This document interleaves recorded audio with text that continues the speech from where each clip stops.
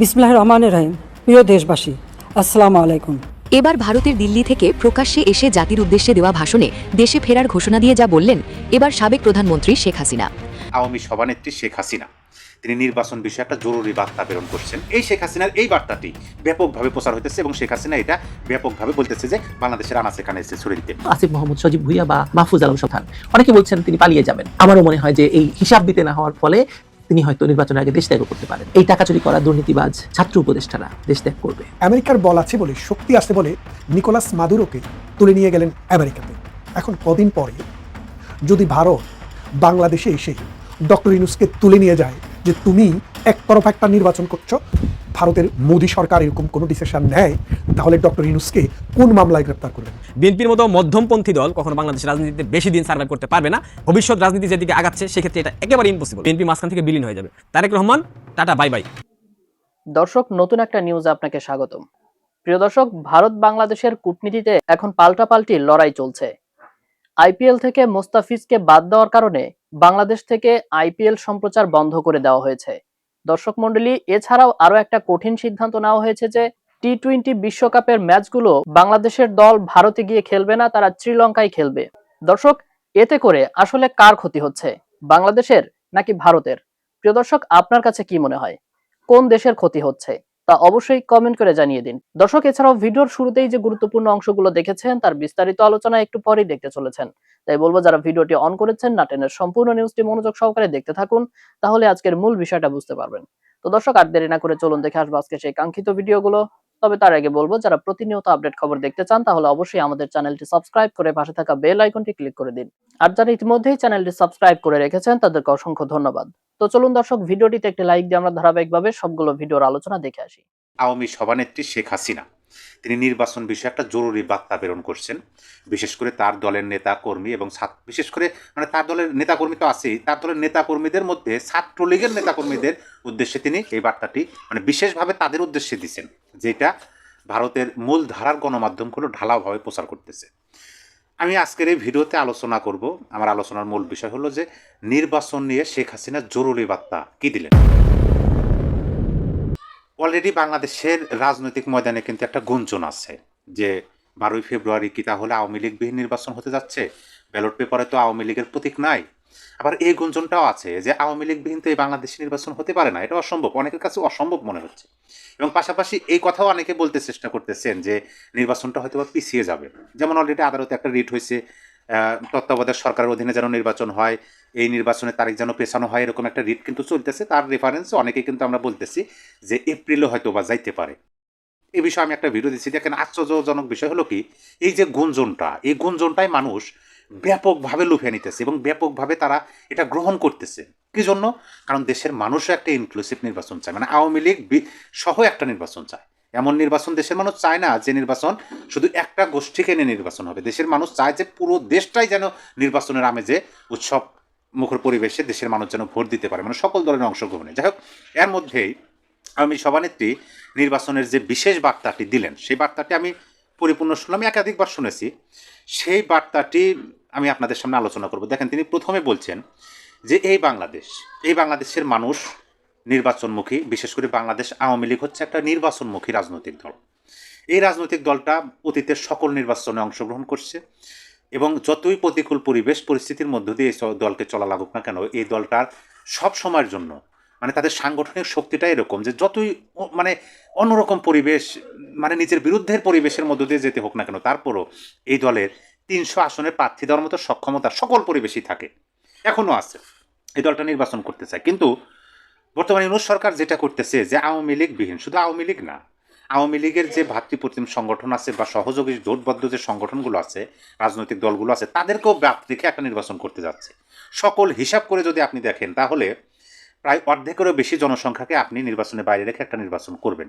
এখন যে ব্যালটে নৌকা প্রতীক নাই, সেই ব্যালটে বাংলাদেশের মানুষ তো ভোট দেবে না, ভোট দিতে যাবে না। এখন এইখানে আওয়ামী সভানেত্রী একটা আহ্বান, সেই আহ্বানটা হলো যে ব্যালট পেপারে নৌকা প্রতীক নাই, যে নির্বাচনে আওয়ামী লীগ অংশগ্রহণ করতে পারবে না, বিষয়টা ভালোভাবে খেয়াল করুন, যে ব্যালট পেপারে নৌকা প্রতীক নেই এবং যে নির্বাচনে আওয়ামী লীগ অংশগ্রহণ করতে পারবে না, সেই নির্বাচনে আওয়ামী লীগের ভোটার সমর্থক যারা আছে তারা কেউই ভোট দিতে যাবে না। এই আহ্বানটা শেখ হাসিনা করলেন। শেখ হাসিনা এই আহ্বানটা করতেছেন এবং জোরালোভাবে কাদের উদ্দেশ্যে বলতেছেন, বিশেষ করে ছাত্রলীগের নেতাকর্মীদের, যে তোমাদের উপর দায়িত্ব বাংলাদেশের প্রতিটা ঘরে ঘরে, বাংলাদেশের প্রতিটা মানুষের কানে কানে এই কথাটি পৌঁছে দিতে হবে যে ব্যালটে নৌকা নাই সেই ব্যালটে ভোট দিতে যাবে না আওয়ামী লীগের কোনো ভোটার, কোনো সমর্থক, এবং এইটা যেন সারা দেশব্যাপী সকল মানুষের মধ্যে ছড়িয়ে দেওয়া হয়। আমি দেখলাম ভারতের মূলধারার গণমাধ্যমগুলো এইটা ব্যাপকভাবে ঢালাওভাবে প্রচার করতেছে।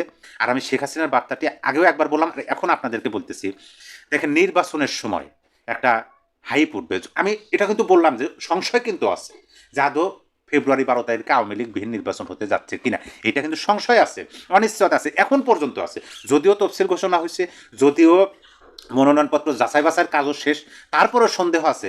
আমি গতকালকে দেখলাম একটা বড় রাজনৈতিক দল, বর্তমান বাংলাদেশের সেকেন্ড রাজনৈতিক দল, তারা বলতেছেন যে নির্বাচনী পরিবেশ এখন পর্যন্ত মানে সন্তোষজনক নয়। মানে এই যে ধোঁয়াশাটা, এই যে সন্দেহটা এখনও আছে। তারপরও ধরে নেন যদি আওয়ামী লীগ বিহীন একটা নির্বাচন হয়, ধরেন 12 তারিখে, ফেব্রুয়ারি 12 তারিখে আওয়ামী লীগ বিহীন একটা নির্বাচন, অর্থাৎ যেভাবে করতেছে আমরা তো দেখতেছি এইভাবে একটা নির্বাচন হলো, তাহলে সেইখানে আওয়ামী লীগের বক্তব্য বা শেখ হাসিনার বক্তব্য হলো যে নৌকাবিহীন ব্যালটে সিল দিতে আওয়ামী লীগের কোনো ভোটার সমর্থক ভোট কেন্দ্রে যাবে না, এবং দেশের মানুষের কাছে এই তথ্যটা তুলে ধরা উচিত। আওয়ামী লীগ হচ্ছে নির্বাচনমুখী একটা রাজনৈতিক দল। আওয়ামী লীগ সবসময় নির্বাচনে অংশগ্রহণ করতে চায়, জনগণের মতামত আওয়ামী লীগের কাছে অনেক বেশি প্রাধান্য পায়। আর সেই দলকে বাইরে রেখে যখন আপনি নির্বাচন করবেন, তখন আওয়ামী লীগের ভোটার সমর্থক বা আওয়ামী লীগের সমর্থকও ছিলেন না, ভোটারও ছিলেন না, কিন্তু বর্তমান সময়ে আওয়ামী লীগের সমর্থক হয়েছেন বা আওয়ামী লীগকে চাচ্ছেন তারাও, তথা দেশের সাধারণ মানুষ যারা একটা নিরপেক্ষ, অংশগ্রহণমূলক, সকল দলের অংশগ্রহণমূলক বিশ্বাসযোগ্য একটা নির্বাচন চায়, তারা ভোট কেন্দ্রে যাবে না, নির্বাচনে ওই আওয়ামী লীগ বিহীন নৌকাবিহীন প্রতীকে ভোট দেবে না। এই কথাটা, এই শেখ হাসিনার এই বার্তাটি ব্যাপকভাবে প্রচার হইতেছে, এবং শেখ হাসিনা এটা ব্যাপকভাবে বলতেছে যে বাংলাদেশের আনাচে কানাচে ছড়িয়ে দিতে। সাবেক ছাত্র উপদেষ্টা আসিফ মাহমুদ সজীব ভুইয়া কেন নির্বাচন করলেন না, এই প্রশ্নটিকে যদি শুধু দলীয় হিসেব বা জোট রাজনীতির অঙ্কে নামিয়ে আনা হয়, তাহলে আপনারা বঞ্চিত হবেন একটা ভয়ঙ্কর সত্য থেকে। বরং এই প্রশ্ন তুলুন যে নির্বাচনে অংশ না নেওয়ার পেছনে কি টাকা পয়সার ব্যাপারটা জড়িত? ঠিক আছে, ধরে নিচ্ছি যে বিএনপি, জামায়াত, গণ অধিকার পরিষদ কেউই আসিফ মাহমুদকে মনোনয়ন দেয়নি তার দুর্নীতির জন্য, কিন্তু এনসিপি তো দিতেই পারতো, তাই না? শোনা যাচ্ছে এনসিপির মনোনয়ন পেয়েও সে নির্বাচনে অংশ না নিয়ে দলের নির্বাচনী সমন্বয়ক হয়েছে। কেন জানেন? চলুন জানার চেষ্টা করি। বাংলাদেশের রাজনীতিতে কখনো কখনো সবচেয়ে গুরুত্বপূর্ণ প্রশ্নগুলো উঠে আসে নীরব সিদ্ধান্ত থেকে। নির্বাচন না করা, মনোনয়নপত্র জমা না দেওয়া, শেষ মুহূর্তে সরে দাঁড়ানো, এসব কেবল ব্যক্তিগত কৌশল নয়, বরং রাষ্ট্রীয় কাঠামোর ভেতরে জমে থাকা চাপেরও ফল। নির্বাচনে অংশ নেওয়ার ক্ষেত্রে সবচেয়ে কঠিন এবং এড়ানো অসম্ভব শর্ত হলো সম্পদের হলফনামা, যদিও এটা কিচ্ছু আসে যায় না। কারণ আপনি দেখবেন এই বছরের এই যে নির্বাচন হচ্ছে, সেখানে যারা নির্বাচনী হলফনামা দিয়েছেন, একজনের আঙুল ফুলে কলা গাছ না, বট গাছ হয়ে গেছে। এত টাকা আয় করেছে গত 1 বছরে। যাদের চা খাওয়ার পয়সা ছিল না, তারা গুলশানে ফ্ল্যাটে থাকে। সো আপনি এই প্রশ্ন তুললে হবে না, তাতে কিছু আসে যায় না। আপনি প্রশ্ন তুলতে পারেন সেই ভয়। এই যে হলফনামা, এখানে রাজনৈতিক বক্তব্য চলবে না, কৌশল চলবে না, সংখ্যা, উৎস আর তাকে আপনার স্বাক্ষর দিয়ে সেটা প্রমাণ করতে হবে। একজন প্রার্থীকে বলতে হবে যে কত টাকায় আছে তার, কোথা থেকে এসেছে, কোন পথে এসেছে। এই জায়গাটা বাংলাদেশের রাজনীতিতে বহু প্রভাবশালী মানুষের জন্য অস্বস্তিকর, কারণ ক্ষমতার সঙ্গে সঙ্গে সম্পদের যে ভয়াবহ উল্লম্ফন তাদের ঘটে তা কাগজে ধরিয়ে দেওয়া সহজ নয়, বিশেষ করে যখন সেই সম্পদের উৎস প্রশাসনিক সিদ্ধান্ত, প্রকল্প, নিয়োগ বা টেন্ডারবাজির সঙ্গে জড়িয়ে থাকার অভিযোগ ওঠে। আসিফ মাহমুদের ক্ষেত্রে বিতর্কটা এখানে ঘনীভূত হয়েছে। তাকে শুধু ক্রীড়া উপদেষ্টা হিসেবে উপস্থাপন করা হয়, যেন তার দায়িত্ব সীমিত ছিল মাঠ, ফেডারেশন আর ট্রফির মধ্যে। বাস্তবে তিনি একই সঙ্গে স্থানীয় সরকার ব্যবস্থার সঙ্গেও যুক্ত ছিলেন। সিটি কর্পোরেশন, পৌরসভা, নগর উন্নয়ন, সবচেয়ে বড় বাজেটের জায়গাগুলো, এই পুরো কাঠামো যেখানে হাজার হাজার কোটি টাকার আর্থিক প্রবাহ ঘটে, সেখানে উপদেষ্টার ভূমিকা আনুষ্ঠানিক ছিল না। সিদ্ধান্তের টেবিলে কে বসেছিল, কোন ফাইলে কে সই করেছে, সবই তো জানা। কোন প্রকল্পে কার সুপারিশ কার্যকর হয়েছিল, কোনো কিছুই তো গোপন নেই। কিন্তু এগুলো এই নির্বাচন করতে গিয়ে আসলে অনেক কিছু বেরিয়ে আসবে।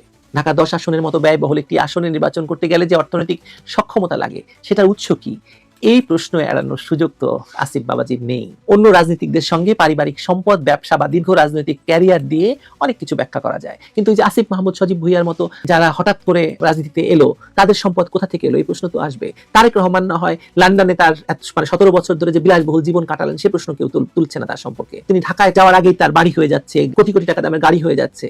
এসব নিয়ে কেউ প্রশ্ন তুলবে না, কিন্তু আসিফের ব্যাপারটা তুলবে। আসিফ মাহমুদের রাজনৈতিক উত্থান তুলনামূলকভাবে হঠাৎ এবং ক্ষমতার কেন্দ্রের খুব কাছাকাছি, ফলে তার অর্থনৈতিক সক্ষমতা নিয়ে স্বাভাবিক কৌতূহল তৈরি হবে মানুষের মধ্যে হয়েছে। এই কৌতূহল আরো তীব্র হয়েছে যখন দেখা গেছে যে একের পর এক দল তাকে প্রার্থী করতে আগ্রহী হয়নি, শেষ পর্যন্ত পিছিয়ে গেছে।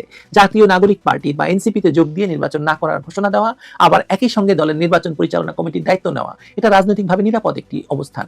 অনেকে বলছেন তিনি পালিয়ে যাবেন। আমারও মনে হয় যে এই হিসাব দিতে না হওয়ার ফলে তিনি হয়তো নির্বাচনের আগে দেশ ত্যাগ করতে পারেন। এতে ক্ষমতার প্রভাব আছে তার, কিন্তু ব্যক্তিগত আর্থিক হিসাব জনসম্মুখে দেওয়ার ঝুঁকি তো তার নেই। তিনি দায়িত্ব পালন করবেন, দায় থাকবে না। বাংলাদেশের রাজনীতিতে এটা নতুন ফর্মুলা না। জোট রাজনীতির ভেতরেও কথাবার্তা এখন খুব গুরুত্বপূর্ণ। জামায়াত ইসলামী স্পষ্ট করে জানিয়েছে বিতর্কিত কাজের দায় তারা নিতে প্রস্তুত নয়। এটি কেবল আদর্শিক বিরোধ নয়, বরং নির্বাচনী ঝুঁকির হিসাব। কোনো প্রার্থী যদি হলফনামা জমা দেন এবং সেখানে অসঙ্গতি ধরা পড়ে, তাহলে শুধু তিনি নন, পুরো জোটই প্রশ্নের মুখে পড়বে। ফলে আসন ছাড়তে অস্বীকৃতি আসলে এক ধরনের আগাম সতর্কতা। আরেকটি দিক হলো দুর্নীতির অভিযোগগুলো যে কেবল সামাজিক যোগাযোগ মাধ্যমের গুঞ্জন তা কিন্তু নয়। প্রকাশ্যে বিক্ষোভ হয়েছে তার বিরুদ্ধে, তার দলের নেতারাই তার বিরুদ্ধে বিক্ষোভ করেছে। সাবেক সহযোদ্ধা দল থেকে বহিষ্কৃত নেতা সকলেই প্রকাশ্যে তদন্তের দাবি তুলেছে তার বিরুদ্ধে। তখন বিষয়টিকে আপনি গুরুত্ব না দিয়ে শুধু রাজনৈতিক ষড়যন্ত্র বলে উড়িয়ে দেবেন, তা তো হবে না। তারা যে দাবি করেছে উপদেষ্টা থাকাকালীন নিয়োগ, প্রকল্প এবং টেন্ডারের তালিকা জনসম্মুখে আনতে হবে, এটা আসলে গণতান্ত্রিক জবাবদিহিতার ভাষা। কিন্তু বাংলাদেশে তো সেটা নাই, হওয়ার কথা নয়। ইউনূস দেবে? ইউনূস তো দেবে না। তো ইউনূস না দিলে ইউনূসের উপদেষ্টারা কেন দেবে? ইউনূস গত 17 মাসে কি কি পেয়েছে তার হিসেব দেবে? তার হিসেব যদি না দেয় তাহলে কেন দেবে বাকিরা? এখানে দুর্নীতি দমন কমিশনের নিরাপত্তা প্রশ্নের বাইরে নয়। দুর্নীতি দমন কমিশন যদি সত্যি স্বাধীন এবং সক্রিয় হয়, তাহলে শেখ হাসিনার জন্য এত তৎপরতা চালালে আসিফ মাহমুদ সজীব ভুঁইয়ার বিরুদ্ধে কেন হবে না? ইউনূসের বিরুদ্ধে কেন হবে না? অভিযোগের সত্য মিথ্যা যাচাই তো করতে হবে, একটি পরিষ্কার অবস্থান তাকে ব্যক্ত করতে হবে। কিন্তু আসিফ মাহমুদ সজীব ভুঁইয়া বা মাহফুজ আলম সম্পর্কে কিন্তু দুর্নীতি দমন কমিশনের কোনো হেলদোল নেই, তদন্তের দৃশ্যমান কোনো অগ্রগতি নেই। বিশেষ করে আসিফ মাহমুদ সজীব ভুঁইয়া এপিএস এর ব্যাপারটি নিয়ে আপনি তো সন্দেহ করতেই পারেন। মানুষ ধরে নিচ্ছে যে ভয় করছে না, নয়তো বোঝাপড়া হয়ে গেছে। সবচেয়ে বিপজ্জনক জায়গাটা হলো নৈতিক বৈধতার প্রশ্ন। একজন মানুষ খুব অল্প সময়ের মধ্যে জীবনযাত্রার মানে নাটকীয় পরিবর্তন আনলে সমাজ প্রশ্ন করবেই। এই প্রশ্ন ব্যক্তিগত আক্রমণ নয়, একটি রাষ্ট্রের স্বার্থে ওঠা প্রশ্ন। কারণ রাজনীতি যদি এমন জায়গায় দাঁড়ায় যেখানে ক্ষমতা মানেই দ্রুত সম্পদ, আর সেই সম্পদের হিসাব দেওয়ার প্রয়োজনীয়তা থাকে না, তাহলে গণতন্ত্র নামের কাঠামোটা কেবল আনুষ্ঠানিকতায় পরিণত হয়। আসিফ মাহমুদের নির্বাচন না করা তাই একক কোনো কারণের ফলাফল নয়। এখানে হলফনামার ভয়, জোটগুলোর অনীহা, দুর্নীতির অভিযোগ, আবার রাজনৈতিক কৌশল, কিন্তু সবকিছুর কেন্দ্রে ঘুরে ফিরে একটি বিষয়, তার অর্থের উৎস। কত টাকা, কোথা থেকে, কিভাবে? এই তিনটি প্রশ্নের উত্তর সন্তোষজনক না হলে রাজনীতিতে নিরাপদ পথ হলো নির্বাচন থেকে সরে দাঁড়ানো এবং পর্দার আড়ালে ক্ষমতার খেলায় থাকা। আসিফ মাহমুদ সজীব ভুঁইয়ার মতো চালাক, ধুরন্ধর এটাই বেছে নিয়েছে। এই প্রশ্নের উত্তরগুলো যদি কখনো স্পষ্ট না হয়, তাহলে ক্ষতিটা শুধু একজন রাজনীতিকের নয়, ক্ষতিটা রাষ্ট্রের। কারণ গণতন্ত্রে চুপ থাকা মানে প্রশ্নহীন ক্ষমতাকে মেনে নেওয়া, আর প্রশ্নহীন ক্ষমতাই শেষ পর্যন্ত সবচেয়ে ব্যয়বহুল হয়ে ওঠে দেশের জন্য, মানুষের জন্য, ভবিষ্যতের জন্য। আমার মনে হচ্ছে এই টাকা চুরি করা দুর্নীতিবাজ ছাত্র উপদেষ্টারা দেশ ত্যাগ করবে। এখন আমেরিকার বল আছে বলে, শক্তি আছে বলে নিকোলাস মাদুরোকে তুলে নিয়ে গেলেন আমেরিকাতে। এখন কদিন পরে যদি ভারত বাংলাদেশে এসে ডক্টর ইউনূসকে তুলে নিয়ে যায় যে তুমি একতরফা একটা নির্বাচন করছো শুধু ভারত বিরোধীদেরকে দিয়ে, যারা বাংলাদেশপন্থী, যারা বাংলাদেশে যুদ্ধ করেছে, বাংলাদেশে অসাম্প্রদায়িক চেতনার বিকাশ চায়, যারা বাংলাদেশকে একটি গণতান্ত্রিক হেরিটেজের রাষ্ট্র তৈরি করতে চায়, যারা প্রতিবেশীর সাথে সুসম্পর্ক বজায় রাখতে চায়, যারা ধর্ম, বর্ণ, দল, মত নির্বিশেষে সব মানুষকে একটি রাষ্ট্রে অ্যাকোমোডেট করতে চায়, তাদেরকে বাদ দিয়ে তুমি নির্বাচন করতে চাচ্ছ, তোমাকে আমরা ধরে নিয়ে যাব। আপনি তখন কি করবেন? জাতিসংঘ তখন কি করবে? জাতিসংঘ তখন কি বলবে? দেখেন, খেয়াল করে, ভেনেজুয়েলা কিন্তু কখনো আমেরিকার কোনো অঙ্গরাজ্য দখল করার হুমকি দেয়নি। নিকোলাস মাদুরো কিন্তু কখনো আমেরিকার টেরিটোরিয়াল ইন্টিগ্রিটিতে আঘাত করেনি, না কাজে না কথায়। তারপরেও তাদের অর্থনৈতিক স্বার্থে আঘাত লেগেছে দেখে আমেরিকা নিকোলাস মাদুরোকে সশরীরে তুলে নিয়ে এসছেন, তুলে এনে তাকে বন্দি করেছেন। এখন তার বিচার হচ্ছে, বিচারটা কিসের ভিত্তিতে হবে? তিনি মাদক চোরা কারবারি হিসেবে বিচার করবে। আপনি কি বুঝতে পারছেন আপনারা যে একটা রাষ্ট্রের প্রধান যিনি প্রতিনিয়ত সংগ্রাম করছেন মাদকের বিরুদ্ধে, দক্ষিণ আমেরিকাতে বিশেষ করে যে কটি দেশ মাদকের জন্য সেরা, তার মধ্যে মাদকের রাজধানী হচ্ছে বোগোতা, কলম্বিয়া। সেই কলম্বিয়ার চাইতে 10 ভাগের 1 ভাগ মাদকও ভেনেজুয়েলাতে নেই। তারপরে যদি আপনি ভেনেজুয়েলার পাশে মাদকের জন্য আরেকটি দেশ খোঁজেন, সেই মাফিয়া আরেকটি দেশ হচ্ছে মেক্সিকো, যেটি আমেরিকার প্রতিবেশী। এখন আমেরিকা তাহলে কেন এই মিথ্যা অভিযোগ তুলে নিকোলাস মাদুরোকে বিচার করছে? এর কারণ হচ্ছে নিকোলাস মাদুরো তার দেশে খুবই জনপ্রিয়। তার দেশেও ডক্টর ইউনূসের মতো এক কালপিটকে তৈরি করেছে, মাচুদা, যাকে এই আমেরিকা নোবেল প্রাইজ দেওয়ারও ব্যবস্থা করেছে, এবং আপনারা দেখবেন কিছুদিন পরে তাকেই কিন্তু সিনে নিয়ে আসা হবে। এখন যে ভাইস প্রেসিডেন্ট আছে তাকে আমেরিকা প্রেসক্রিপশন দিয়েছে, আমেরিকার কথা মতো চলতে হবে। তাদের কথা মতো যদি না চলে সেই মাসুদাকে এনে এখানে বসাবেন। তিনি এই ডক্টর ইউনূসের মতো রাষ্ট্রকে বিক্রি করার জন্য, রাষ্ট্রের তেল সম্পদ আমেরিকার হাতে তুলে দেওয়ার জন্য নোবেল প্রাইজ পেয়েছেন। এখন খেয়াল করে দেখেন ডক্টর ইউনূসের সাথে ওই মহিলার সম্পর্কটা কি, মানে তার রিলেশনশিপটা, তার যে অবস্থানটা কি। মানে পৃথিবীতে সব দেশে সবকালে ভৌগোলিক সীমারেখা বাদ দিলে আপনি দেখবেন সব জায়গাতে কিন্তু মির্জাফরের জন্ম হয়, মির্জাফররা যুগে যুগে আসে, ভবিষ্যতেও আসবে। এই মির্জাফরকে দিয়েই দেশের স্বাধীনতা লুণ্ঠিত করা হয়, এই মির্জাফরদেরকে দিয়েই দেশকে পরাধীনতার সিঙ্গলে আবদ্ধ করা হয়। ডক্টর ইউনূস এসে যেভাবে আমাদের আমেরিকার কাছে আমাদের পোর্টটি তুলে দিল, আমেরিকা এবং ডেনমার্কের কাছে যেভাবে আরেকটি বন্দর দিয়ে দিল, যেভাবে করিডোরটি দিয়ে দিল, ঠিক যেভাবে একটি নন ডিসক্লোজার এগ্রিমেন্ট আমেরিকার সাথে করলো। আমেরিকা এখন সেনানিবাসে যেতে পারবে, আমেরিকা এখন পোর্টে যেতে পারবে, আমেরিকা এখন এয়ারপোর্টে যেতে পারবে, আমেরিকা যা কিছু নিয়ে আসবে সেটি চেক করা যাবে না। তার মানে ভবিষ্যতের নিকোলাস মাদুরো কে হতে যাচ্ছে? এখন সেই নিকোলাস মাদুরোটা কি আমেরিকা এসে করবে, নাকি অন্য কাউকে দিয়ে সেই নিকোলাস মাদুরোর মতো ধরে নিয়ে যাওয়ার কাজটি করবে? আপনারা একটা জিনিস খেয়াল করলে দেখবেন বাংলাদেশের 4,000 কিলোমিটার জায়গা জুড়ে আছে ভারতীয় বর্ডার। এই ভারতীয় বর্ডারে 7টি ভারতের অঙ্গরাজ্য রয়েছে।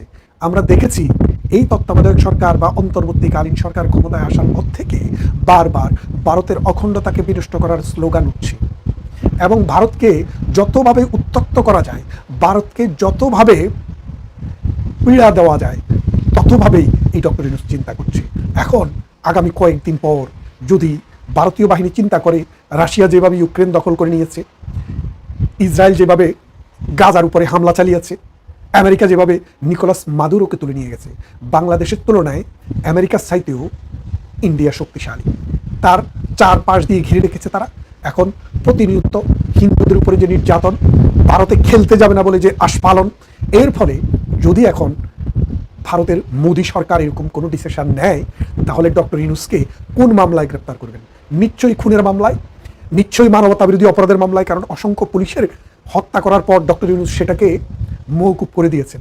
4,000 আওয়ামী লীগের কর্মীকে হত্যার দায় এবং সাম্প্রতিক ধর্ম অবমাননার দায়ে দীপু দাসকে রাস্তায় পিটিয়ে এবং আগুনে লাগিয়ে হত্যার দায় এই ডক্টর ইউনূসের বিরুদ্ধে সেই রকম একটি অভিযান যদি পরিচালিত হয়, তাহলে কিন্তু অবাক হবেন না। আপনাদেরকে আজকে একটা গল্প শোনাবো। সেই গল্পটা শোনানোর পূর্বে আরেকটা ভিডিও আপনাদেরকে দেখাতে চাই। কুকিং এর লেভেল, গোলাম মাওলা রনি। আমি তাকে নিয়ে অনেক সমালোচনা করেছি, অবশ্যই সেটা যৌক্তিক এবং গঠনগত সমালোচনা। যৌক্তিক কিংবা গঠনগত সমালোচনার বাইরে গিয়ে আমি ব্যক্তি আক্রমণ কখনো কাউকে করি না, এবং গোলাম মাওলা রনিকেও আমি কখনো করি নাই। গোলাম মাওলা রনি এক এক সময় এক এক রূপ ধারণ করে, পোল্টিবাজি করে, গিরগিটির মতো আচরণ করে, কিন্তু এন্ড অফ দ্য ডেতে গিয়ে গোলাম মাওলা রনি তার যে কোয়ালিটি কুকিং করার মতো, এটা কিন্তু বাংলাদেশের অন্যান্য টকশো বিশ্লেষক কিংবা বাংলাদেশের অন্যান্য রাজনৈতিক বিশ্লেষক কিংবা গণমাধ্যম কর্মী এদের মধ্যে নাই। মাঝে মধ্যে এমন চমৎকার বিষয় কাব্যের মতো করে বলে, কবিতার মতো করে বলে, যেগুলো শুনলে অনেক হাসি পায় এবং ভালো লাগে, এবং অনেক ক্ষেত্রে সেগুলো বাস্তব হিসেবেই আমরা দেখতে পাই।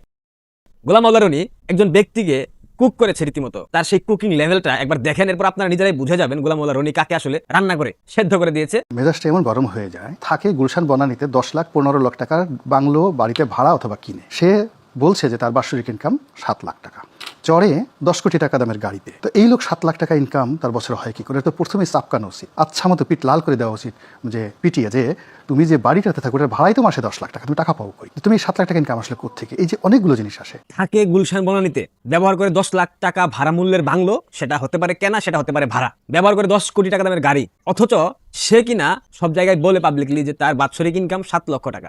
একজন ব্যক্তি বাৎসরিক যদি তার ইনকাম 7 লক্ষ টাকা হয়, সে কি আদতে 10 লক্ষ টাকা দামের বাংলো ভাড়া নিয়ে থাকতে পারবে?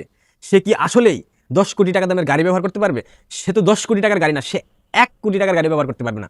তাকে ব্যবহার করতে হবে টয়োটা এক্স করোলা, এর বাইরে সে কোনো গাড়ি ব্যবহার করার স্বপ্নেও ভাবতে পারবে না। আর এই ব্যক্তিটা হচ্ছে বিএনপির প্রধান নেতা জনাব তারেক রহমান।